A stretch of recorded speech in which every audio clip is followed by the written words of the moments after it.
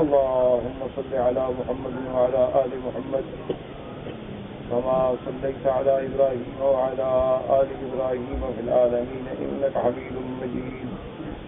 قال الله تبارك وتعالى في كلامه المجيد: أعوذ بالله من الشيطان الرجيم. بسم الله الرحمن الرحيم. سبحان الذي أسرى بعبده ليلا من المسجد الحرام إلى المسجد الأقصى الذي باركنا حوله لنريه من آياتنا إنه هو السميع البصير. قال المؤلف والمفسر رحمه الله تعالى: أدام النفع بعلومه وعلومكم في الدارين آمين. إلى أن قال: روایت ابی ہریرہ رضی اللہ تعالی عنہ وهي مطولة جدا وفيه غرابة.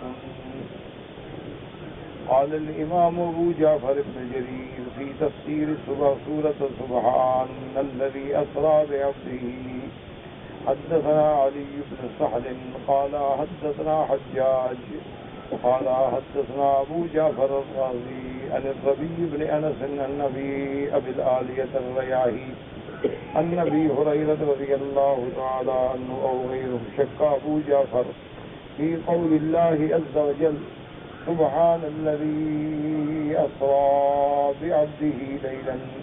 قال: جاء جبريل إلى النبي صلى الله عليه وسلم ومعه ميكائيل. اس روایت مبارک میں جو حضرت ابی ہریرہ رضی اللہ تعالیٰ عنہ کی بہت مفصل روایت ہے، لیکن بعض چیزیں اس میں غرابت بھی ہے. وہ فرماتی ہیں کہ جاء جبریل الی النبی صلی اللہ علیہ وسلم، حضرت جبریل حضور کی خدمت میں آئے، ومعہ میکائیل، اور آپ کے ساتھ حضرت میکائیل بھی ہیں. فقال جبرائیل لمیکائیل: ائتنی بطست من ماء زمزم کیما اطہر له قلبه واشرح له صدره.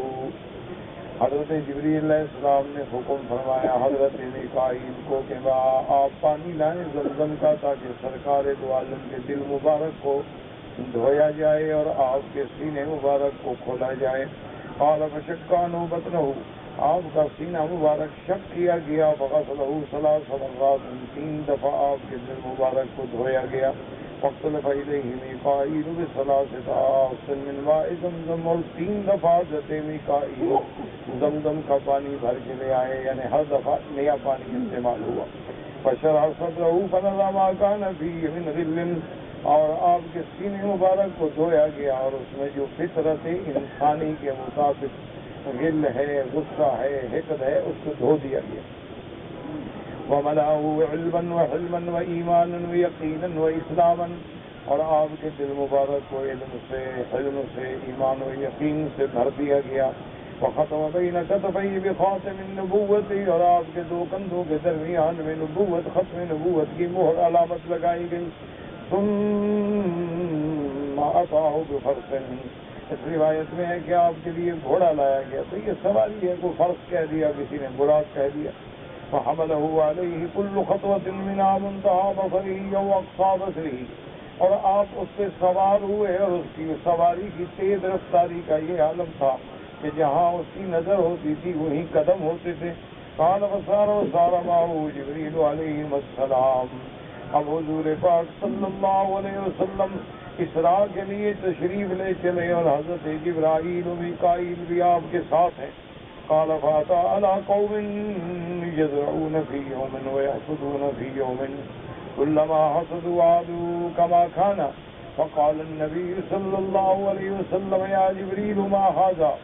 قال: هؤلاء المجاهدون في سبيل الله تضاعف لهم الحسنة 700 ضعف. حضور صلی اللہ علیہ وسلم کا ایک ایسی قوم پہ گزر ہوا کہ جو کاشت کر رہے ہیں، اور جو کاشت کرتے ہیں وہ تیار ہو جاتی ہے. ایک دن کاشت کرتے ہیں، دوسرے دن پھل آ جاتا ہے، پھر وہ پھل اتار لیتے ہیں اور زمین صاف پھر کاشت کرتے ہیں. حضور پاک نے فرمایا یہ کون خوش نصیب ہیں؟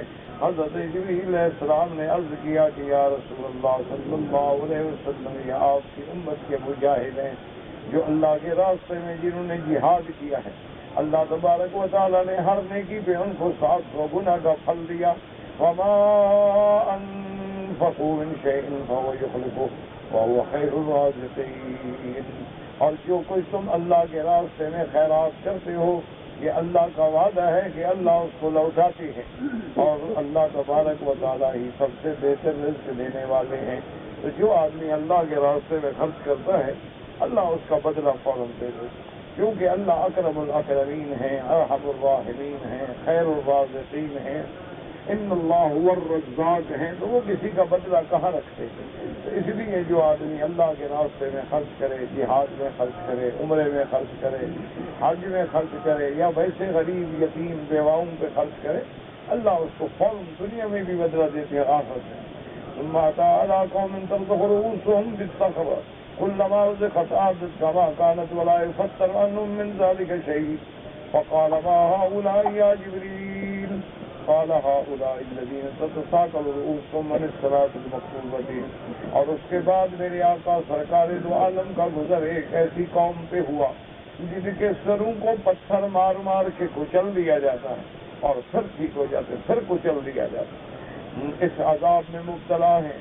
حضور پاک نے پوچھا جبرائیل یہ کون لوگ ہیں جن کو یہ عذاب ہو رہا ہے؟ حضرت جبریل نے عرض کیا کہ یا رسول اللہ یہ وہ لوگ ہیں جو نماز میں سستی کرتے تھے کہ اچھا پڑھتے ہیں اور اچھا پڑھتے ہیں اور اچھا اٹھتے ہیں اور اچھا جاتے ہیں، تو ان کو یہ سزا دی جا رہی. ثم تعالی قوم على اقبالهم لقاء وعلى ادبارهم لقاء يسرون كما تسرع الابل والنعم ويأكلون الذري والزقوم ورزق جهنم وحجارتها. اب حضور ایک ایسی قوم پہ گزرے جن کے آگے بھی چمڑا پڑا ہے، پیچھے بھی چمڑا پڑا ہوا ہے بدن پہ، اور وہ ایسے چل رہے ہیں جیسے جانور چلتے ہیں، اونٹ چلتے ہیں. ويأكلون الذري والزقوم، اور وہ جہنم کے درخت ذری اور زقوم کھا رہے ہیں. وغرف جہنم، اور جہنم کے انگارے، وحجارتها، اور جہنم کے پتھر کھا رہے ہیں. قال فما هؤلاء يا جبرائیل، حضور نے پوچھا یہ کون لوگ ہیں جن کو یہ عذاب ہو رہا ہے؟ قال هؤلاء الذين لا يؤدون صدقات اموالهم وما ضربهم الله تعالى شيئا وما الله بظلام للعبيد. حضور پاک نے پوچھا یہ کون لوگ ہیں؟ تو جبریل نے کہا یا رسول اللہ صلی اللہ علیہ وسلم یہ وہ لوگ ہیں جو اپنے مالوں کی زکوٰۃ نہیں نکالتے تھے، اللہ تبارک و تعالیٰ کا حق ادا نہیں کرتے تھے، آج ان کو یہ کھانے کو ملا ہے. جیسے قرآن پاک میں بھی آتا ہے کہ جو لوگ سونے چاندی کے ڈھیر لگاتی ہیں، کیا ضروری نہیں کہ سونا چاندی پیسے ہیں، دولت ہے، سب سونا چاندی ہے، ڈھیر لگاتے ہیں اور زکوٰۃ نہیں دیتے، قیامت والے دن اللہ ان کو ایسا عذاب دیں گے کہ وہی سونے چاندی کو گرم کر کے ان کو داغا جائے گا. جیسے اللہ فرماتے ہیں والذین یکنزون الذهب والفضة ولا ينفقونها في سبيل الله فبشرهم بعذاب أليم يوم يحمى عليها في نار جهنم فتقوى بها جباههم وجنوبهم وظهورهم هذا ما كنزتم لأنفسكم فذوقوا ما كنتم تكنزون. اللہ نے فرمایا جی ہم نے سونے چاندی کے ڈھیر لگائے اور پھر وہ اللہ کا حق ادا نہیں کرتے، ان کو عذاب دردناک کی خبر دیں. اور وہ عذاب کیسا ہوگا؟ یوم یحمى علیہا فی نار جہنم، اس کو جہنم کی آگ میں تپایا جائے گا اور پھر اس سے داغ دیے جائیں گے اور ساتھ فرشتے کہیں گے ذوقوا ما کنتم بہ تکذبون، یہ ہے وہ تمہارا سونا چاندی، چکھو اور مزہ اس کا. اور حضرت جبریل نے فرمایا کہ وما ظلمهم اللہ، اللہ کسی پہ ظلم نہیں کرتے، اللہ پاک ہے ظلم سے، منزہ ہے ظلم سے. اللہ پاک تو ذرے کے برابر بھی اپنے بندوں پہ ظلم نہیں کرتے. جیسے فرمایا وما اللہ بظلام للعبید، اور جیسے فرمایا ان اللہ لا یظلم مثقال ذرۃ، اللہ کسی پر ذرے کے برابر بھی ظلم نہیں کریں گے، وہ اپنی جانوں پہ خود ظلم کرتے ہیں اور آج اسی کی سزا ہے. ثم تعالی قوم بین ایدیہم لحم نضیج فی قدر ولحم نی فی قدر خبیث فجعلوا یأکلون من اللحم النی الخبیث وَيَدَعُونَ النَّزِيجَ الطَّيِّبَ. اور اس کے بعد میرے آقا ایک ایسی قوم پہ گزرے کہ جن کے سامنے دو برتن ہیں، ایک برتن میں حلال گوشت ہے، تازہ گوشت ہے، بالکل طیب پاکیزہ گوشت ہے، اور ایک دیگچی میں گندا گوشت، پلید بدبودار گوشت ہے، اور وہ بدبخت اسی بدبودار سے کھا رہے ہیں اور اس کو چھوڑا ہوا ہے۔ حضور پاک نے پوچھا ما اولائی یا جبریل، یہ کون لوگ ہیں جن کو یہ عذاب ہے؟ تو حضرت جبریل نے عرض کیا وقال ھذا الرجل من امتک تکون عنده المرأة الحلال الطیبہ۔ اللہ کے جبریل فرشتے نے عرض کیا کہ یا رسول اللہ صلی اللہ علیہ وسلم، یہ وہ لوگ ہیں آپ کی امت کے کہ جن کے گھر میں بیویاں ہیں، پاک ہیں، گناہوں سے پاک ہیں، بیویاں گھر میں موجود ہیں، ان حلال کو چھوڑ کے یہ گندی عورتوں کے پاس جاتے ہیں۔ فیاتی امرأۃ خبیثۃ فیبیت عندہا حتی یصبح والمرأۃ تقوم من عند زوجہا حلالا طیبا فتأتی رجلا خبیثا فتبیت معه حتی تصبح۔ اور اسی طرح بعض عورتیں ایسی ہیں جن کے خامند ہیں، خوبصورت ہیں، جوان ہیں، وہ ان کو چھوڑ کے زنا کرتی ہیں، تو آج اللہ ان کو یہی سزا دے رہے ہیں۔ قال ثم أتى على خشبة على الطريق لا يمر بها صوب إلا شقته ولا شيء إلا خرقته۔ قال ما هذا يا جبريل؟ قال هذا مثل أقوام من أمتي يأخذون السيئة يصنعونها۔ اس کے بعد حضور پاک نے دیکھا گزرے ایک ایسا رستے ہے، اس پہ لکڑی ہے، اور وہ لکڑی ایسی ہے کہ جو گزرتا ہے اس کے کپڑے پھٹتے ہیں، کپڑے پھٹ جاتے ہیں، شاخیں ہیں، اس سے کانٹے ہیں۔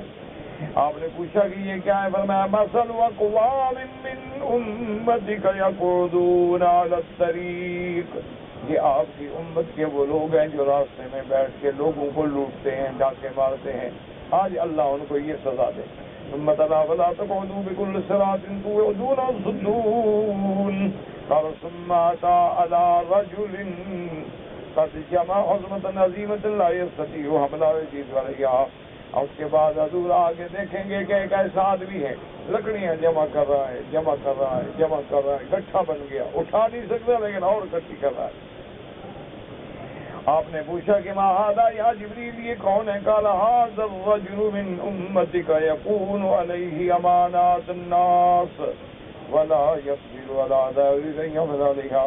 اس کے بعد آپ نے پوچھا کہ یہ کون ہے؟ انہوں نے کہا حضور یہ آپ کی امت میں سے وہ لوگ ہیں کہ جو لوگوں کے قرضے، لوگوں کے امانات رکھتے ہیں، وہ ادا نہیں کر سکتے لیکن اور لیتے جا رہے ہیں، اور لیتے جا رہے ہیں، تو اللہ ان کو یہ عذاب دیں گے۔ اس کے بعد فرماتے ہیں حضور صلی اللہ علیہ وسلم تعالیٰ قوم تقرضهم وشفاهم بمقاريض من حديد كلما قرضت عادت كما كانت لا يفتر من ذلك شيء۔ اس کے بعد حضور فرماتے ہیں کہ میرا قوم ایک ایسی سیدھا گزر ایسی قوم پہ ہوا جو اپنی زبانوں کو، ہونٹوں کو مقراضوں سے کاٹ رہے ہیں، اور کاٹتے ہیں پھر ٹھیک ہو جاتا ہے، پھر کاٹتے ہیں، یہی عذاب چل رہا ہے۔ حضور پاک نے پوچھا ما ھذا یا جبریل، یہ کون ہے؟ فقال ھؤلاء خطباء الفتنة۔ حضرت جبریل نے کہا حضور یہ آپ کی امت کے وہ واعظ ہیں، وہ خطیب ہیں جو لوگوں میں فتنے ڈالتے ہیں، لوگوں کو گمراہ کرتے ہیں، حق بات سے روکتے ہیں، بدعات میں لگاتے ہیں، یہ وہ لوگ ہیں۔ اس کے بعد ثم أتى على حجر صغير يخرج من صور عظيم فجاء سيد من الخير ولا يستطيع قال ما هذا يا جبريل؟ قال هذا الذي يتكلم بالكلمة العظيمة ثم يندم عليها فلا يستطيع أن يردها۔ اس کے بعد حضور فرماتی ہیں کہ میرا ایک پتھر پہ گزر ہوا، اس چھوٹے سے پتھر سے ایک بیل نکلتا ہے بڑا، پھر جاتا ہے، میں اس میں دوبارہ داخل ہونے کی کوشش کروں، وہ کر رہا ہے لیکن داخل کیسے ہو سکتا ہے؟ آپ نے پوچھا کہ یہ کیا؟ آپ نے حضرت جبریل نے عرض کیا حضور یہ وہ لوگ ہیں جو اپنی زبان سے ایک بڑی بات جھوٹی نکال دیتے ہیں، پھر شرمندہ ہوتے ہیں لیکن جو بات نکل گئی ہے بات واپس تو نہیں ہوتی، تو ان کو اللہ تبارک و تعالیٰ یہ عذاب دیں گے کہ اس سوراخ میں داخل ہوتے رہیں۔ ثم تعالی واد فوجد ريحا طيبة باردة وريح مسك وسمع صوتا فقال يا جبريل ما هذه الريح الطيبة الباردة وما هذا المسك وما هذا الصوت۔ اس کے بعد فرماتے ہیں کہ میں ایک ایسی وادی پہ گزرا، اس میں آپ کو بہت ٹھنڈی ہوا، خوشبو والی اور آوازیں آئیں، تو آپ نے جبریل سے پوچھا کہ یہ کیسی خوشبو ہے، یہ کیسی ٹھنڈی ٹھنڈی ہوائیں ہیں؟ اور یہ کیا مشک ہے؟ قال هذا صوت الجنتی، حضرت جبریل نے عرض کیا حضور یہ جنت کی ہوائیں ہیں اور جنت سے آوازیں آ رہی ہیں۔ فقول یا رب ائتنی بما وعدتنی فقد کثرت غرفی واستبرقی وحریری وسندسی وابقری ولؤلؤی ومرجانی وفضتی وذهبی۔ اس کے بعد یہ جنت آوازیں کر رہی ہے کہ میرا مولا جو تو نے وعدہ کیا اپنی مہربانی کر کے وعدہ پورا فرمائے اور میرے اندر رہنے والے بندے بھیج دے کہ اب میری نعمتیں بہت ہو گئی ہیں، بہت غرفے ہیں، بہت ریشم ہے، بہت سندس ہے، میرے پاس بہت موتی ہے، مرجان ہے، سونا چاندی ہے، اکوابی و صحابی بہت پیالے ہیں، پلیٹ بواری کی وقوسی بہت سراہیاں ہیں، وجی و عصری و مائی و لبنی و خمری، اور میرے پاس نہریں ہیں شہد کی بھی اور نہریں ہیں پانی کی بھی، نہریں ہیں شراب کی بھی۔ فَأَتِنِي بِمَا وَعَدتَّنِي، میرا اللہ مجھے عطا فرما۔ فَقَالَ لَكِ كُلُّ مُسْلِمٍ وَمُسْلِمَةٍ وَمُؤْمِنٍ وَمُؤْمِنَةٍ، اللہ فرمائے کہ جنت میرا وعدہ ہے کہ ہر مسلمان مرد، ہر مسلمان عورت، ہر ایمان والا مرد، ہر ایمان والی عورت تیرے اندر بھیجوں گا۔ وَمَنْ آمَنَ بِي وَبِرُسُلِي وَعَمِلَ صَالِحًا وَلَمْ يُشْرِكْ بِي شَيْئًا، اور جو مجھ پہ ایمان لے آئے، پیغمبروں پہ ایمان لے آئے، اعمال صالحہ کیے اور کبھی شرک نہیں کیا۔ وَلَمْ يَتَّخِذَ مِن دُونِي أَنْدَادًا، اور میرے سوا کسی کو اس نے اپنا حاجت روا نہیں بنایا، مشکل کشا نہیں بنایا۔ وَمَنْ خَشِيَنِي فَهُوَ آمِنٌ وَمَنْ سَأَلَنِي أَعْطَيْتُهُ وَمَنْ أَقْرَضَنِي جَزَيْتُهُ وَمَنْ تَوَكَّلَ عَلَيَّ كَفَيْتُهُ، جو مجھ سے ڈرے گا میں اس کو امن سے رکھوں گا، اور جو مجھ سے مانگے گا میں اس کو دوں گا، اور جو مجھ سے طلب کرے گا بدلہ دوں گا، اور جو مجھ پہ توکل کرے گا، سہارا کرے گا، میں اس کو کافی ہوں۔ انی انا اللہ لا الہ الا انا لا اخلف المیعاد، میں وہ ذات ہوں، میں ہی الہ ہوں جو کبھی اپنے وعدے کا خلاف نہیں کرتے۔ وقد افلح المؤمنون وتبارک اللہ احسن الخالقین، تاکہ ایک مومن کامیاب، اور اس کے بعد جنت کہے گی قد رضیت میرا اللہ میں راضی ہوں، جب مجھے یہ لوگ ملیں گے تو میں راضی ہوں۔ اللہم ارزقنا الفردوس الاعلی، دعا کریں اللہ ہم سب کو جنت عطا فرمائے، اور جو مسلمان فوت ہو گئے اللہ ان کے قبروں کو جنت بنائے، اللہ ان کے قبروں کو نور سے بھر دے، اور جو زندہ ہیں اللہ ان کی موت ہدایت پہ ایمان پہ لکھ دے۔ قال ثم اتى على واد، حضور پھر ایک وادی پہ گزرے، فسمع صوتا منکرا، آپ بڑی غلط آوازیں، فوجد ريحا خبيثة، بری بدبو، فقال ما هذه يا جبريل ما هذا الصوت؟ قال هذا صوت جہنم۔ اب جبریل عرض کریں گے کہ یا رسول اللہ یہ جہنم چیخ رہی ہے، پکار رہی ہے، یا رب ائتنی بما وعدتنی، میرا اللہ میرے ساتھ وعدہ پورا کریں، بھیجے میرے اندر مخلوق آپ کے دشمن۔ فقد کثرت سلاسلی واغلالی، زنجیریں اغلال بہت ہو گئے، سعیری وحمیمی، میرے اندر کی سختی اور گرمی زیادہ ہو گئی، ذریعی وغصاصی وعذابی، وقد بعد قاری واشتد حری، میں بہت گہری ہو گئی اور میری گرمی اور زیادہ ہو گئی۔ فأتنی بما وعدتنی، قال لك كل مشرک ومشرکۃ وکافر وکافرۃ، اللہ حکم فرمائیں گے جہنم ہر مشرک تیرے اندر، ہر کافر تیرے اندر، کل خبیث و خبیثۃ، ہر خبیث اور خبیثہ عورت بھی تیرے اندر، وکل جبار لا یؤمن بیوم الحساب، اور ہر جبار متکبر جس کا قیامت پہ ایمان نہیں وہ بھی تیرے اندر ہوگا۔ قالت قد رضیت، اب جہنم کہے گی میرا اللہ میں راضی ہو گیا۔ تو اس سے یہ مسئلہ بھی ثابت ہوا کہ اللہ نے جنت بھی پیدا کر دی ہے اور جہنم بھی پیدا کر دی ہے۔ یہ نہیں ہے کہ جیسے بعض فرقہ جو ہے فرق ضالہ گمراہ فرقے ہیں جو یہ کہتے ہیں کہ جہنم نہیں ہے اور جنت نہیں ہے اور اللہ پیدا فرمائیں گے، وہ غلط بات۔ اللہ تبارک و تعالیٰ پیدا فرما چکے ہیں، جنت موجود ہے اور جہنم بھی موجود ہے۔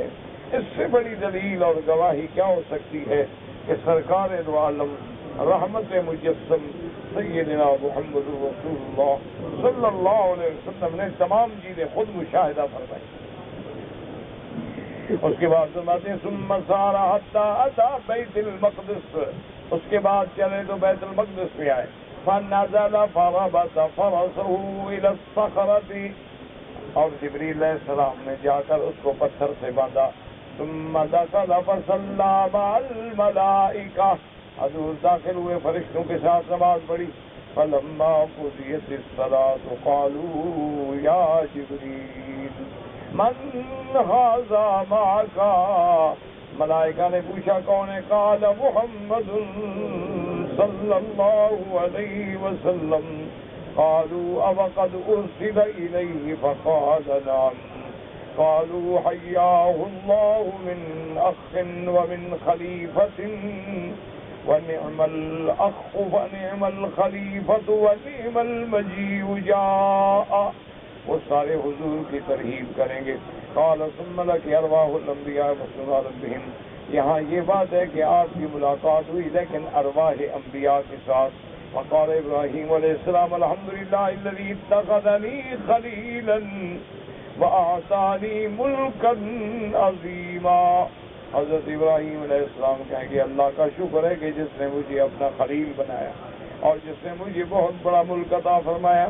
وَجَعَلَنِي أُمَّةً قَانِتًا يُؤْتَمَّ بِي، اور اللہ نے مجھے ایک کو جماعت کے قائم مقام، امت کے قائم مقام بنایا اور سب لوگ جو ہیں میری اقتداء پہ میری ملت میں۔ وَأَنْقَذَنِي مِنَ النَّارِ وَجَعَلَهَا عَلَيَّ بَرْدًا وَسَلَامًا، اور اللہ کا شکر ہے کہ جس نے مجھے آگ سے بچایا اور آگ کو میرے لیے ٹھنڈا کر دیا۔ ثم ان موسیٰ علیہ السلام وقفنا علی ربہ وقال الحمد للہ الذی کلمنی تکلیما وجعل ہلاک آل فرعون جعل بنی اسرائیل علی یدی، موسیٰ علیہ السلام کہیں گے اللہ کا شکر ہے جس نے مجھے شرف کلام بخشا اور اللہ نے میری قوم کو نجات دی اور فرعون کو غرق کیا۔ وجعل من امتی قوما یہدون بالحق وبہ یعدلون، اور اللہ نے میری قوم میں سے ایسی قوم بنائی جو حق پہ چلنے والے اور حق کے ساتھ فیصلے کرنے والے۔ ثم ان داؤد علیہ السلام اثنى على ربی فقال الحمد للہ الذی جعل لي ملکا عظیما وعلمنی الزبور وألان لي الحديد وسخر لي الجبال يسبحن والطير، حضرت داؤد کہیں گے کہ میرا اللہ تیرا کروڑ شکر ہے جس نے مجھے ملک عظیم دیا، جس نے مجھے زبوریہ سکھائی اور جس نے میرے ہاتھوں میں لوہے کو نرم کر دیا اور جس نے میرے لیے پہاڑوں کو مسخر کر دیا، پرندوں کو مسخر کر دیا۔ وَأَعْطَانِي الْحِكْمَةَ وَفَصْلَ الْخِطَابِ، اور اللہ نے مجھے دانائی عطا فرمائی اور اللہ نے مجھے قوت فیصلہ عطا فرمائی۔ ثم ان سلیمان علیہ السلام اثنى على ربه فقال الحمد للہ الذی سخر الرياح وسخر الشياطين يعملون لما شئت من بحاری وتماثيل وجفان كالجواب وقدور الراسيات، حضرت سلیمان کہیں گے اللہ کا شکر ہے کہ جس نے ہواؤں کو میرے تابع کر دیا، اللہ نے شیاطین الجن کو میرے تابع کر دیا، وہ میرے آگے ڈپٹی کرتے ہیں جیسے میں حکم دیتا ہوں، جو میں حکم دیتا ہوں کہ دیگیں بنائیں، حکم دیتا ہوں یہ چیزیں سب بناتے۔ وَعَلَّمَنِي مَنطِقَ الطَّيْرِ، اللہ نے پرندوں کی بولی سکھلائی۔ وَآتَانِي مِن كُلِّ شَيْءٍ فَضْلًا، ہر نعمت دی۔ وَسَخَّرَ لِي جُنُودَ الشَّيَاطِينِ وَالْإِنسِ وَالطَّيْرِ، اللہ پاک نے شیاطین کے لشکر، اللہ نے انسانوں کے لشکر، اللہ نے پرندوں کے لشکر میرے تابع کر دیے۔ وفضلني على كثير من عباده المؤمنين، اور اللہ نے مجھے فضیلت دی، وآتانی ملکا عظیما لا ينبغي لأحد من بعدی، اور اللہ نے مجھے ایسی سلطنت دی، ایسی حکومت دی، ملک دیا کہ میرے بعد کسی کے لیے نہیں۔ وجعلی ملکی ملکا طیبا لیس فیہ حساب، ثم ان عیسیٰ علیہ السلام جعلنی کلمتہ، پھر عیسیٰ علیہ السلام نے تقریر کی اور کہا اللہ کا شکر ہے کہ جس اللہ نے مجھے اپنے کلمہ کن سے پیدا کیا، وجعل مثلی کمثل آدم خلقہ من تراب، اور اللہ نے جیسے آدم کو بغیر ماں باپ کے پیدا کیا مٹی سے، اللہ نے ایسے مجھے پیدا کیا۔ ثم قال له كن فيكون، وعلمني الكتاب والحکمت والتوراة والانجیل، اللہ نے مجھے تورات سکھائی، اللہ نے مجھے انجیل پڑھائی، اللہ نے مجھے دانائی کی باتیں عطا فرمائی۔ وجعلنی اخلق من الطین، اور اللہ نے مجھے معجزہ دیا کہ میں مٹی سے پرندہ بناتا ہوں، کہیئۃ الطیر فانفخ فیہ فیکون طیرا باذن اللہ، اللہ نے حضرت عیسیٰ علیہ السلام کو معجزہ دیا تھا کہ مٹی سے پرندہ بناتے، پھونک مارتے تو اڑ جاتا۔ اللہ نے معجزہ ایسا دیا تھا کہ جس کے پھونک سے پرندے بن کے مٹی اڑ جائے، اگر وہ خدا آسمانوں میں چلا جائے تو کون سی بڑی بات ہے۔ اور اس کے بعد وجعلنی ابرئ الاکمح والابرص، اور کوڑ اور برس کے مریض ان کو ہاتھ لگانے سے شفا ہوتی، وأحیی الموتى بإذن اللہ، اور مردے پہ کھڑے ہو کے فرماتے قم بإذن اللہ، وہ زندہ ہو جاتا۔ ورفعنی وطہرنی، اللہ نے مجھے اونچا کیا، اللہ نے مجھے آسمانوں پہ بٹھایا، اللہ نے مجھے پاک بنایا۔ وأعاذنی وأمی من الشیطان الرجیم، اللہ نے مجھے اور میری اماں کو شیطان سے پاک رکھا۔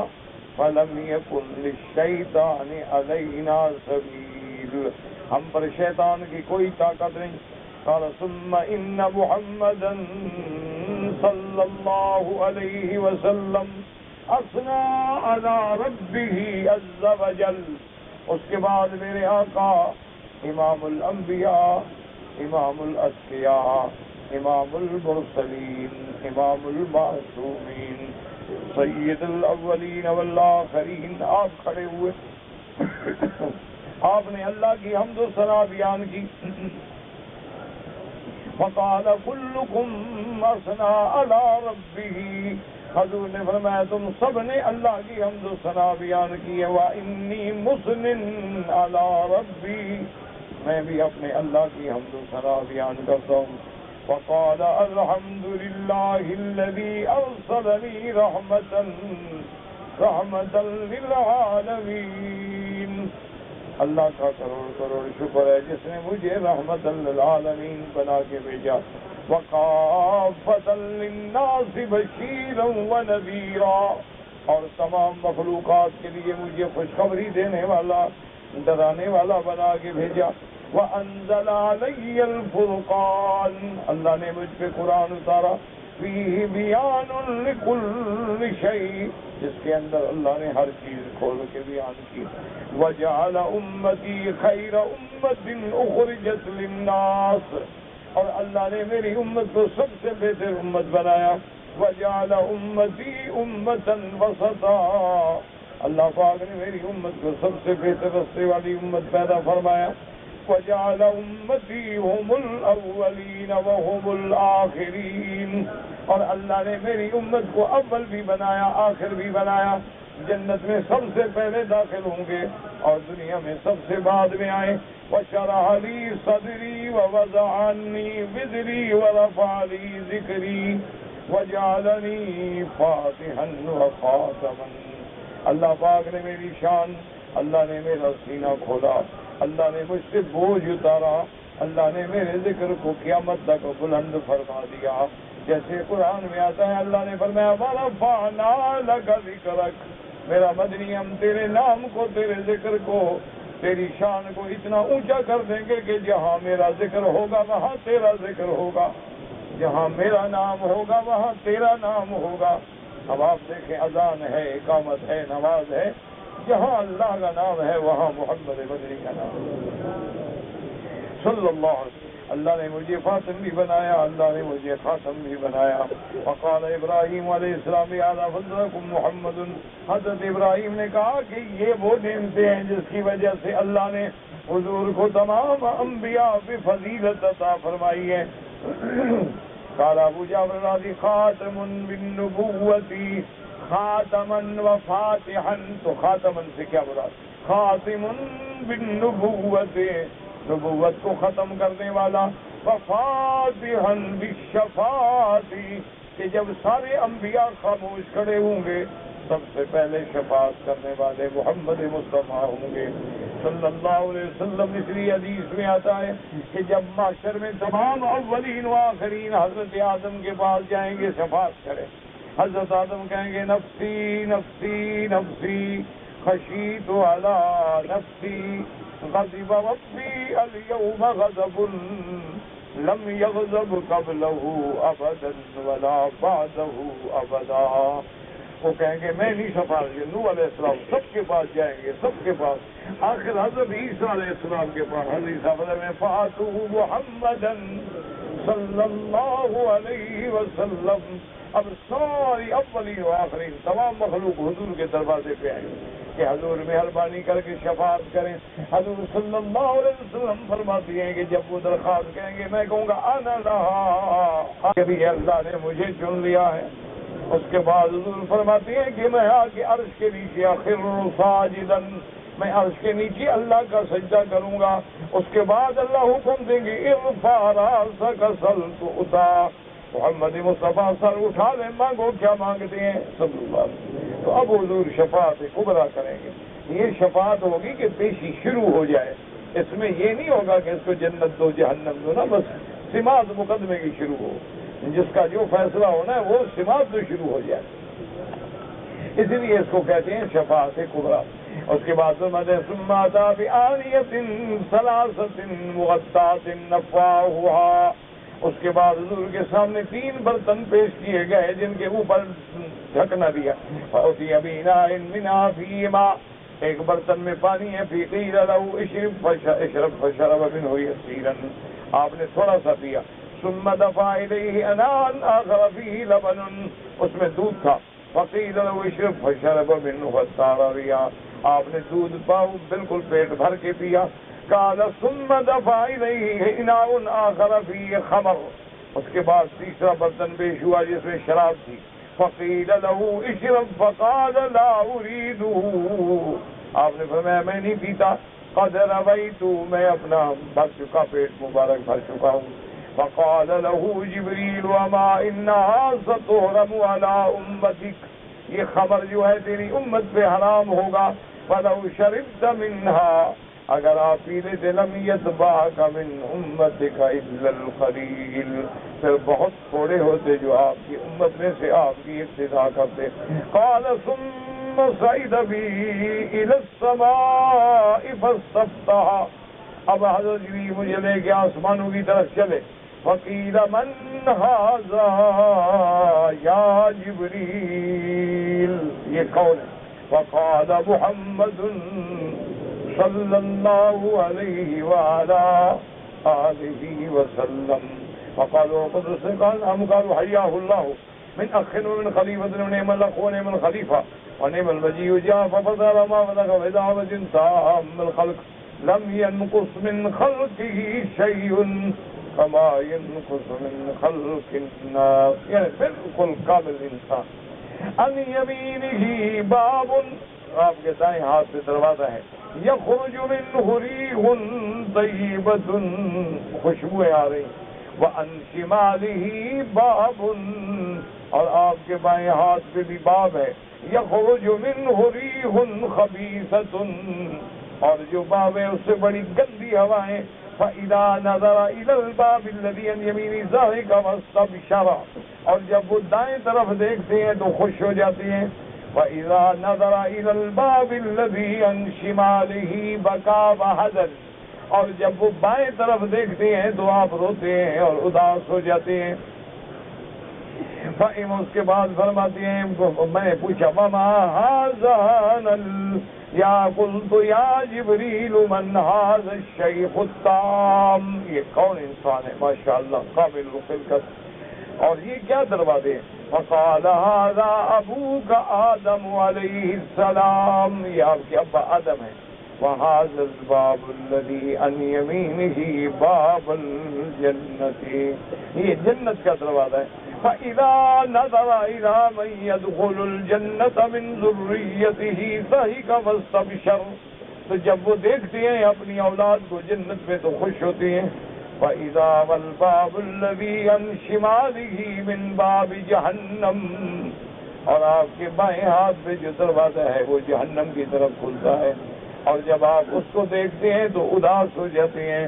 اس کے بعد نظر إِلَىٰ مَن يَدْخُلُهَا مِن ذُرِّيَّتِهِ بَكَىٰ وَحَزَنَ، اللہ پاک سب کو جنت نصیب فرمائے اور جہنم سے بچائے۔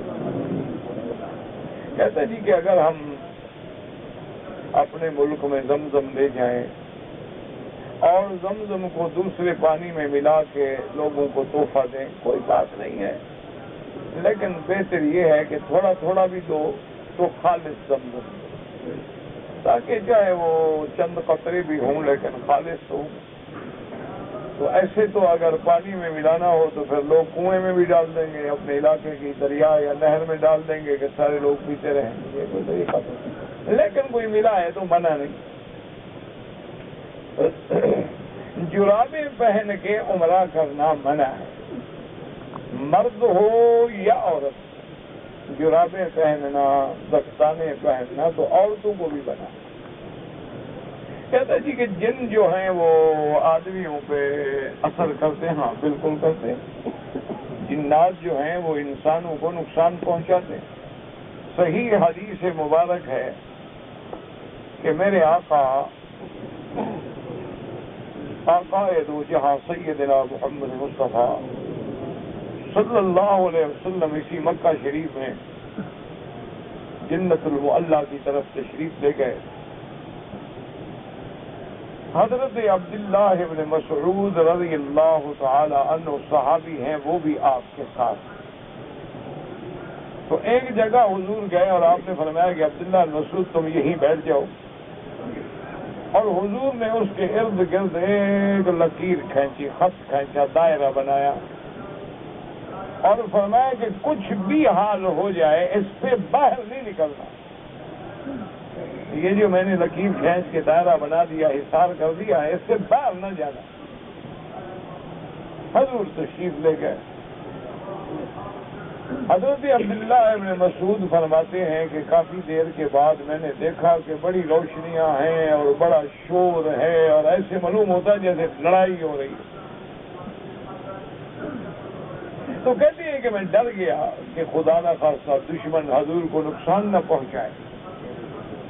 اب میرا دل کرے کہ میں جاؤں حضور کی خدمت میں، اپنی جان نچھاور کروں، پھر کہوں کہ حضور نے حکم دیا تھا کہ اس دائرے سے باہر نہیں نکلنا، پھر بیٹھ جاؤں، پھر آواز سنوں، پھر دل کرے پھر ڈر کے مارے بیٹھ جاؤں۔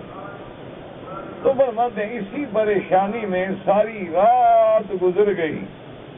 صبح صادق جب ہوئی، اذان کا وقت قریب آیا تو میں نے دیکھا کہ حضور آ گئے۔ جب حضور قریب آئے اور میں بھی پھر دائرے سے نکل آیا تو میں نے کہا یا رسول اللہ، میری تو ساری رات جان نکل گئی کہ آوازیں اور لڑائی اور شور، تو میں اب کیا کروں؟ اب آپ کا حکم ہے کہ مت نکلو۔ حضور نے فرمایا اخوانکم الجن، یہ جنات آئے تھے میرے پاس، ان کے جھگڑے تھے، فیصلے کرا رہے تھے، تو آپس میں لڑ رہے، تو اچھا ہوا کہ تم نہیں نکلے، اگر تم نکلتے نا ختم الجن، تمہیں جن اٹھا کے لے جاتے اور ٹکڑے ٹکڑے کرتے۔ اس لیے جنات جو ہیں وہ آدمیوں پہ اثر کرتے ہیں، آدمیوں کو نقصان بھی دیتے ہیں، آدمیوں کو مار بھی دیتے ہیں، اور جن مرد جو ہیں وہ عورتوں پہ عاشق بھی ہو جاتے ہیں، اور جنی عورتیں جو ہیں وہ مردوں پہ عاشق بھی ہو جاتی ہیں۔ اور اللہ معاف کرے باقاعدہ عورتوں سے وہ گناہ بھی کرتے ہیں، اور مرد عورتوں اسی طرح. ایک اور حدیث میں آتا ہے، ایک عورت تھی مکے میں، اس پہ ایک جن عاشق تھا، تو وہ اس کے پاس آتا تھا اور اس کے ساتھ ملتا تھا. تو کافی دن ہو گئے وہ جن نہ آیا اور عورت بھی انتظار میں تھی. تھوڑی دیر کئی دنوں کے بعد دیکھا اس کے گھر میں ایک درخت تھا اور درخت پہ وہ آ کے بیٹھا ہے. تو اس نے جب اس کو دیکھا تو اس کو بلایا کہ اترو، کیوں اوپر چھپ کے بیٹھے ہو، آ جاؤ. تو اس نے کہا تمہیں پتہ نہیں ہے کہ ایک نبی پیدا ہوئے ہیں محمد مصطفیٰ؟ میں نے کہا ہاں پتہ تھا. انہوں نے کہا تو انہوں نے کہا ہے کہ زنا حرام ہے، اب میں نہیں آؤں گا تمہارے پاس، میں مسلمان جن، میں مسلمان ہوں، میں اب زنا نہیں کروں گا. زنا حضور نے حرام کر دیا، اللہ نے حرام کر دیا ہے، تو اب میں کیسے زنا کروں؟ تو اس کا مطلب ہے کہ زنا کرتے ہیں. تو جنات کا وجود جو ہے وہ تو قرآن میں ہے کہ یا معشر الجن والانس ان استطعتم ان تنفذوا من اقطار السماوات والارض فانفذوا لا تنفذون الا بسلطان. اسی طرح قرآن کی کتنی آیتیں فبأي آلاء ربكما تكذبان، یعنی جن اور انس. تو جنوں کا وجود بھی برحق ہے، اور جنوں میں مسلمان بھی ہیں، اور جنوں میں صحابہ بھی ہیں. ایک دفعہ حدیث مبارک میں آتا ہے کہ سرکار دو عالم نے دور سے دیکھا کہ ایک آدمی آ رہا ہے، تو حضور نے صحابہ کو فرمایا کہ هذه مشیۃ الجن، یہ جن ہے جو آ رہا ہے نا، اس کی چال بتلا رہی ہے کہ یہ جن ہے. جب وہ قریب آیا حضور پہ سلام کیا، حضور کی خدمت میں سلام عرض کیا اور کہا حضور آپ مجھے قرآن سنائیں، مجھے آپ نے مہربانی فرمائے قرآن سننے آیا ہوں. حضور پاک نے قرآن شریف پڑھا تو اس نے کہا حضور میں نے موسیٰ علیہ السلام سے بھی تورات سنی ہے اور آج آپ سے قرآن سن رہا. اتنی لمبی عمر ہوتی ہے جنوں کی، ہزاروں سال عمر ہوتی ہے. تو بہرحال جن ہوتے ہیں. باقی تم کسی چکر میں نہ پڑنا. یہ آج کل جو اکثر لوگ کہتے ہیں نا میرے جن تابع ہیں اور میرے جن ہیں اور موکلات ہیں، اور یہ سب جھوٹ بولتے ہیں. انہوں نے محض مسلمانوں کو لوٹنے کے لیے، دھوکہ دینے کے لیے کہانیاں بنائی ہوئی ہیں. جیسے قرآن کہتا ہے ان کثیرا من الاحبار والرہبان لیأکلون اموال الناس بالباطل. بہت سارے پادری اور مولوی اور پنڈت اور پیر جو ہیں وہ لوگوں کے مال دھوکے سے کھاتے ہیں. کسی کو جنوں کا در دیتے ہیں، کسی کو جن بھیج دیں گے اور یہ کر دیں گے اور جن تمہارا مسئلہ حل کر دیں. سب جھوٹی بات ہے. جن ہوتے ہیں. علاج بھی کیا ہے؟ اللہ کا قرآن کہ گھر میں سورۃ البقرہ تلاوت کرو، صبح و شام سارے گھر میں سورۃ، مرد عورتیں سب سورۃ البقرہ پڑھو. جس گھر میں سورۃ البقرہ پڑھی جائے گی جن بھاگ جائیں، شیطان بھاگ جائیں، سب چھوڑ جائیں، کسی کی کوئی ضرورت نہیں. اگر کوئی آدمی سجدے میں سبحان ربی الاعلی 3 دفعہ کے بجائے 5 دفعہ پڑھے، 500 دفعہ پڑھے، کوئی منع نہیں. 5 دفعہ پڑھو، 11 دفعہ پڑھو، 21 دفعہ پڑھو. اگر نفل پڑھ رہے ہو 500 دفعہ پڑھو، کوئی بات نہیں. اللہ تعالی کے وجود کے بارے میں طرح طرح کے خیالات آتے ہیں. یہ شیطانی خیالات ہیں، اور اس کا علاج ہے کہ اعوذ باللہ من الشیطان الرجیم، لا حول ولا قوة الا باللہ العلی العظیم. اور اسی طرح لا الہ الا اللہ محمد الرسول اللہ، اور اسی طرح آمنت باللہ وملائکتہ وکتبہ ورسلہ. بس یہ پڑھا کرو انشاءاللہ ہٹ جائیں. کہتا ہے جی کہ کسی حدیث سے ثابت ہے کہ حضور ہاتھ اٹھا کے دعا مانگتے تھے. ہاں بالکل مانگتے تھے، بلکہ حضور تو اتنے ہاتھ اٹھاتے تھے کہ بغلوں کی سفیدی بھی نظر آ جاتی. اور اسی طرح ایک حدیث میں ہے حضور نے فرمایا کہ جب بندہ ہاتھ اٹھاتا ہے تو مجھے حیا آتی ہے کہ ان یردہما صفرا، کہ میں اپنے بندے کے اس ہاتھ کو خالی بھیجوں. اسی طرح حضرت ابی الدرداء صحابی ہیں رضی اللہ تعالی عنہ، تو انہوں نے جب قرآن پاک کی یہ آیت مبارک پڑھی کہ انا اعتدنا للکافرین سلاسل واغلالا وسعیرا، تو آپ سے فرمایا ارفعوا ایادیکم قبل ان تقل، اپنے ہاتھوں کو اٹھاؤ اس دن سے پہلے کہ تمہارے ہاتھ جکڑ دیے جائیں زنجیروں میں۔ نہیں، 1400 سال سے بس یہی مسئلہ اٹکا ہوا ہے کہ ہاتھ اٹھاؤ یا نہ اٹھاؤ۔ یہ کوئی ایسا مسئلہ ہے کہ جس پہ آدمی دماغ خرچ کرے؟ اللہ کے بندے تم ہاتھ نہیں اٹھاتے ہو، نہ اٹھو۔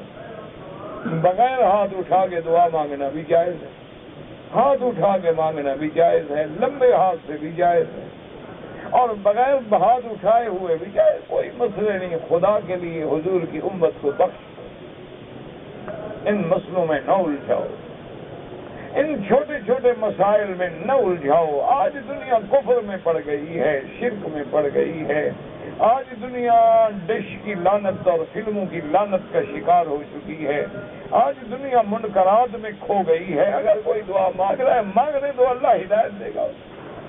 کہتے ہیں جی کہ بعض حضرات کہتے ہیں کہ رفع یدین والی حدیث امام ابو حنیفہ رحمت اللہ علیہ کو نہیں پہنچی، تو آپ پہنچا دیں، بس نہیں پہنچی پہنچا دیں، مہربانی کریں۔ یعنی جس کا زمانہ حضور سے صرف 80 سال ہے اس کو نہیں پہنچی، یہ 1400 سال والوں کو پہنچی۔ کوئی عقل ہے؟ یعنی جو آدمی خیر القرون سے ہے، خیر القرون قرنی ثم الذین یلونہم ثم الذین یلونہم، اور جس نے اپنا علم جو ہے وہ عبداللہ ابن مسعود جیسے فقیہ صحابی سے لیا ہے، تو جب وہ جلیل القدر صحابی کہتا ہے میں نماز پڑھا ہوں اور رفع یدین نہیں کی، تو ابو حنیفہ کیا کرے؟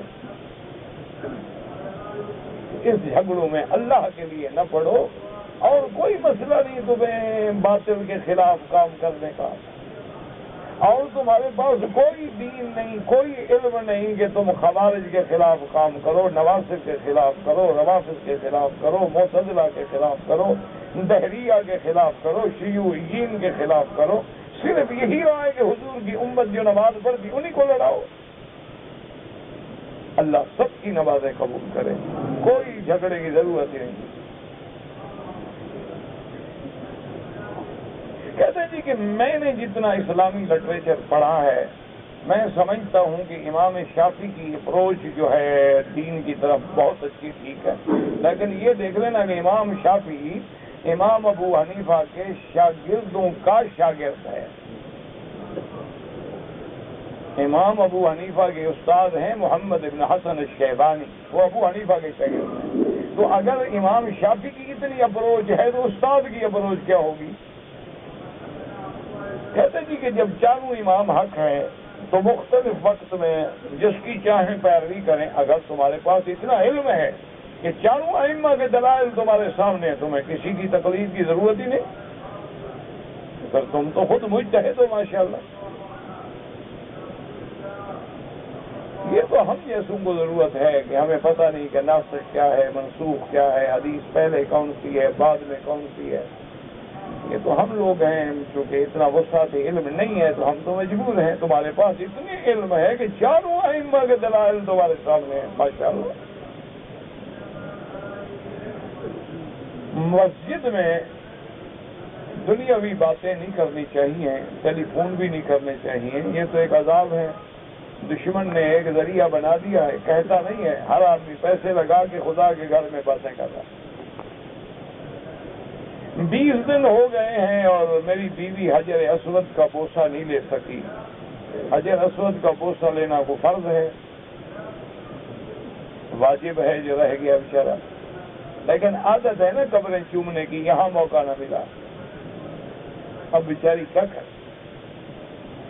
اللہ کے بندے، حجر اسود کا چومنا جو ہے سنت ہے، اگر رش نہ ہو، ازدحام نہ ہو، اور عورت کو اگر غیر مرد کا بٹن لگے اور بوسہ دے وہ تو حرام ہے، ثواب سے زیادہ گناہ ہوگا۔ جب اللہ تمہیں اشارے کے بدلے میں بوسے کا ثواب دیتے ہیں تم کس بات کی پریشانی؟ لیکن وہ چومنے چاٹنے کی عادت ہے نا، وہ کیا کرے؟ عادت ہو گئی ہے نا کہ جب تک قبر کو نہ چومے، جب تک مزار پہ جا کے جناب باقاعدہ سر نہ جھکائیں، جب تک طواف کا ایک آدھا چکر نہ لگائیں، جب تک مزار کے غلاف کو پکڑ کے نہ سر پہ رکھیں، وہ کہتے ہیں یہاں ہے، یہاں ایک ہی پتھر تھا وہ بھی نہیں چوم سکے، کوئی حرج نہیں، کوئی پریشان ہونے کی ضرورت نہیں۔ رکن یمانی کو موقع ملے تو استلام کریں دائیں ہاتھ سے، نہ ملیں تو چلے جائیں، اشارے کی بھی ضرورت نہیں۔ جمعۃ المبارک میں کتنی رکعتیں ہیں؟ پہلے 4 رکعت سنت ہے، 2 رکعت فرض ہے، بعد میں 4 رکعت پڑھیں یا 6 رکعت پڑھیں۔ اللہ کے بندے جتنی زیادہ پڑھو گے اتنی زیادہ ملے گا، جتنی گڑ زیادہ ڈالو گے اتنا میٹھا ہوگا۔ تم 2 رکعتیں پڑھو تمہیں 2 لاکھ کا ثواب ملے گا، 4 پڑھتے ہیں 4 لاکھ کا ملے گا، اس میں لڑائی کون سی ہے بنا؟ حدیث میں 4 رکعت بھی ہے 2 رکعت بھی، کوئی جھگڑا نہیں۔ اچھا، جس نے 4 رکعت پڑھی اس نے دونوں حدیثوں پہ عمل کر لیا نا، 2 والی پر بھی اور جس نے 2 پڑھی تو 4 والی حدیث تو رہ گئی۔ سیدھی سی بات ہے، اس کو سمجھنا چاہیے۔ اللہ عقل دے، اللہ لڑائی سے بچائے۔ نماز تہجد میں 8 رکعت، لیکن اگر موقع نہ ملے 4 پڑھ لو، موقع نہ ملے 2 پڑھ لو، نہ پڑھنے سے پڑھنے والوں میں تو شمار ہو جاؤ نا۔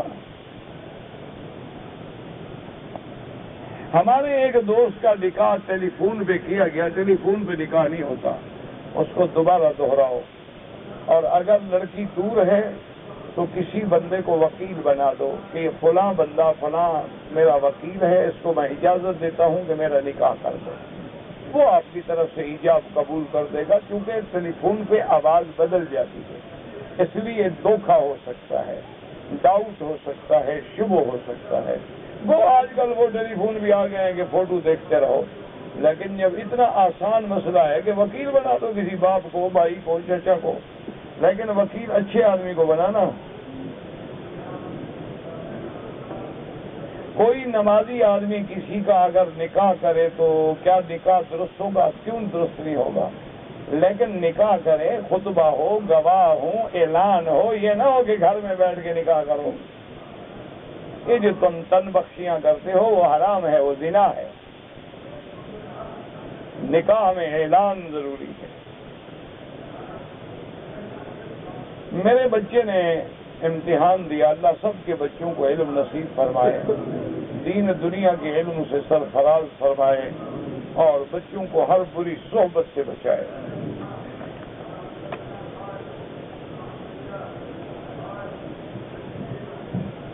اگر میری کپڑوں پہ کبوتر کی بیٹ لگ جائے بس اس کو جھٹک دیں، بس ختم ہو گیا، دھو لیں تو اور اچھی بات، کوئی مسئلہ نہیں ہے۔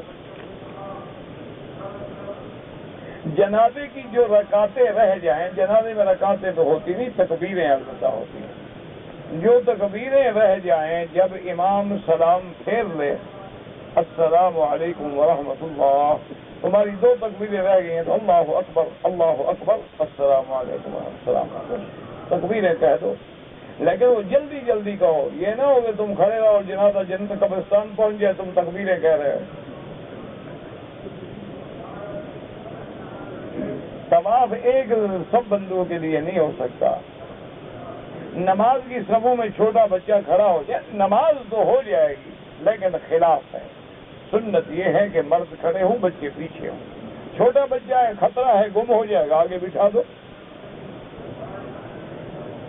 میں نے حج کیا ہے لیکن قربانی نہیں کی، مجھے کیا پتا اگر آپ کا حج مفرد تھا تو قربانی ہے ہی نہیں، اگر قران اور تمتع تھا تو پھر ہے، میں نے وضاحت کریں۔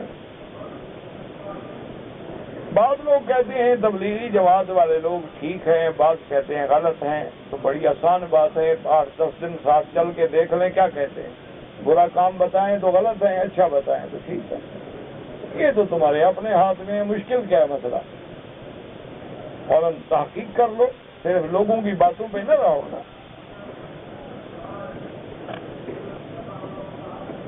ایک عورت نے شادی کی لیکن اس کا خامند گم ہو گیا، اب کتنا عرصہ انتظار کرے؟ تم نے تو گم نہیں کیا۔ امام ابو حنیفہ رحمۃ اللہ علیہ فرماتے ہیں 80 سال انتظار کریں۔ امام صاحب اتنے ان کو پتہ ہے نا کوئی گڑبڑ نہ ہو. بہرحال فتویٰ یہ ہے کہ 3 سال کے بعد وہ قاضی کو درخواست دے، کورٹ میں درخواست دے، باقاعدہ اعلان ہوگا اخبارات میں. اگر بالکل کوئی پتہ نہیں لگے گا تو قاضی نکاح فسخ کرے گا، پھر جا کے نکاح ہوگا. یہ نہیں کہ خود کر لے، میرا خامد گم ہو گیا ہے اور کر لے.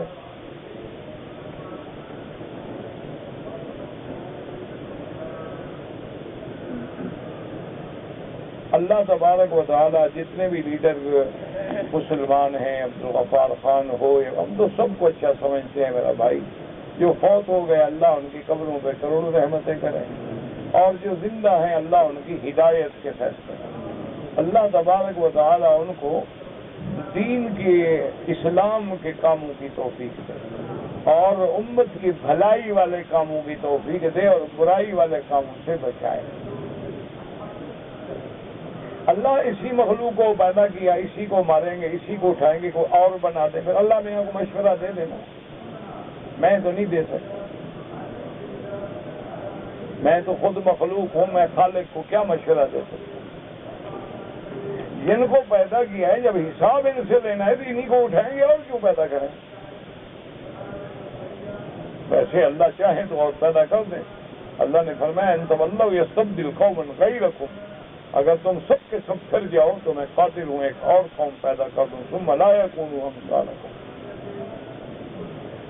پہلے بیت المقدس کی طرف نماز پڑھتے تھے، پھر ادھر پڑھتے ہیں تاکہ اس سے پتہ چل جائے کہ مسلمان کسی پتھر کو سجدہ نہیں کرتا، مسلمان کسی جہت کو سجدہ نہیں کرتا، مسلمان کسی شمال جنوب کو سجدہ نہیں کرتا، وہ اللہ کے حکم کو سجدہ کرتا. اللہ نے حکم دیا ادھر جھک گئے، اللہ نے کہا ادھر جھک. میرا بھائی جو تھا وہ فوت ہو گیا، اس کی بیوی جو تھی اب اس سے میں نے نکاح کر لیا ہے، تو وہ جنت میں کس کو ملے گی؟ آپ کو ملے گی. جناب جس کے نکاح میں مرے گی، ہو سکتا ہے تم مر جاؤ پھر اور نکاح کرے، پھر اس کو ملے گی. جس کے نکاح میں عورت فوت ہوگی وہ اس کا خاوند ہوگا نا موت کے وقت، اس کو ملے گی. اچھا وہ قادر بخش صاحب جو ایڈوکیٹ ہیں مسجد کے لیے، ٹرسٹ کے لیے، میں جو کہہ سکتے ہیں کہنے کے لیے یار، وہ اچھے آدمی ہیں، وہ بیچارے لوگوں کی خدمت کر رہے ہیں. اگر کسی کا ماں باپ فوت ہو جائے، ان کے ذمے نمازیں ہیں، تو بعض ائمہ فرماتے ہیں کہ اس کے ولی وارث جو ہیں ان کی طرف سے پڑھ سکتے ہیں، لیکن زیادہ قول اسی میں ہے کہ ان کی طرف سے فدیہ ادا کیا جائے.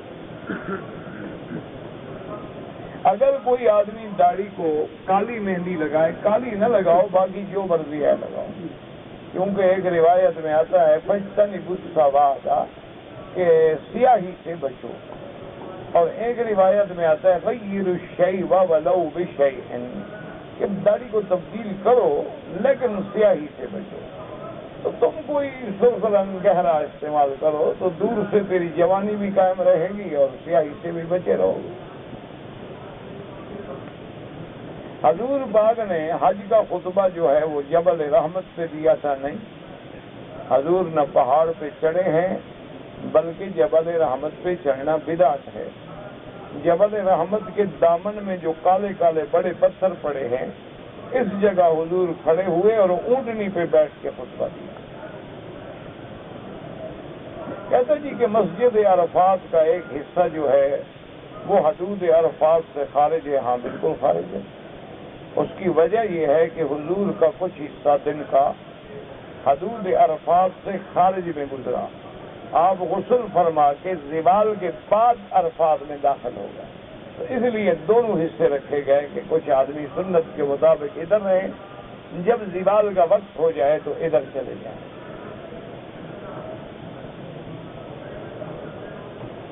اگر ایک آدمی مقروض ہے لیکن اب مکہ شریف میں موجود ہے، حج آ جائے تو کر سکتا ہے، بالکل کر سکتا ہے. مکے میں رہنے والے کا حج کیا 50 ریال میں ہو جاتا ہے، وہ حج کیوں ضائع کرے؟ باقی قرضے دینے کی نیت کرو اور اللہ سے دعا بھی مانگو. جو لوگ آتے ہیں عمرے پہ اور غیر قانونی طور پہ رہ جاتے ہیں وہ غلط کرتے ہیں. یہ اسلامی حکومت ہے اور ان کے قانون کو توڑنا جو ہے وہ منع ہے. کہتے ہیں جی کہ جب اذان ہوتی ہے تو ہاں اللہ کی وحدانیت کے اقرار کے لیے اشارہ کرتے ہیں اور کوئی بات نہیں، کرو کرو نہ کرو نہ کرو۔ اگر آپ ایک کمپنی میں کام کرتے ہیں اور کمپنی کے کام جو ہے آپ کا وہ لیز روڈ پر ہے تو آپ کو میقات یلملم سے گزرنا پڑتا ہے، کوئی بات نہیں، آپ کو ہر وقت احرام نہیں باندھنا۔ باقاعدہ فقہاء نے مسئلہ لکھا ہے کہ جیسے ٹیکسی ڈرائیور ہے وہ روزانہ طائف جاتا ہے تو روزانہ عمرہ تھوڑا کرے گا بیچارہ، یا روزانہ وہ یلملم جاتا ہے، یا روزانہ جوفہ جاتا ہے، یا روزانہ مدینہ منورہ جاتا ہے، تو اس کے لیے ضروری نہیں ہوتا ہے۔ یہ تو ان لوگوں کے لیے ہے جو زیارت کے لیے آتے ہیں اور عمرے کے لیے آتے ہیں، ان کا مقصد ہی یہی زیارت عمرہ ہوتا ہے، تو وہ اپنا عمرہ میقات سے نہ چھوڑیں۔ واللہ اعلم۔ ربنا تقبل منا انک انت السمیع العلیم۔ یا الہ العالمین، عالم اسلام پہ اپنی رحمتیں نازل فرما۔ یا اللہ اسلام کا بول بالا فرما۔ یا اللہ کفر کا منہ کالا فرما۔ یا الہ العالمین، اب کفر متفق ہو کے اسلام کو مٹانا چاہتا ہے، یا اللہ تو کفر کی قوتوں کو مٹا دے۔ یا اللہ کفر کی طاغوتی طاقتوں پہ اپنا قہر نازل فرما دے۔ اللہم انزل علیہم باسک الذی لا یرد عن القوم المجرمین۔ اللهم اشفنا واشف مرضانا ومرضى المسلمين، يسر امورنا وامور اولادنا واخواننا وامور المسلمين. اللهم اجعل لنا وللمسلمين من كل هم فرجا ومن كل ضيق مخرجا ومن كل بلاء عافيا. یا اللہ بیماروں کو شفا عطا فرما، یا اللہ بیماروں کو شفا عطا فرما، یا اللہ بیماروں کو شفا عطا فرما، یا اللہ ہم سب کی ظاہری باطنی روحانی بیماریاں دور فرما، جسمانی بیماریاں دور فرما، آدم حیات کسی بندے کا محتاج نہ فرما، یا اللہ بے روزگاروں کو روزگار عطا فرما، قرض داروں کے قرض عطا فرما، جو بے اولاد ہیں ان کو اولاد عطا فرما، جن کی اولاد ہے ان کو صالح بنا، یا اللہ جن کے گھروں میں جوان بچیاں بیٹھی ہیں ان کے رشتے آسان فرما، یا اللہ ان کے لیے خیر سے رشتے پیدا فرما، یا اللہ ان کی زندگیوں کو برباد ہونے سے محفوظ فرما۔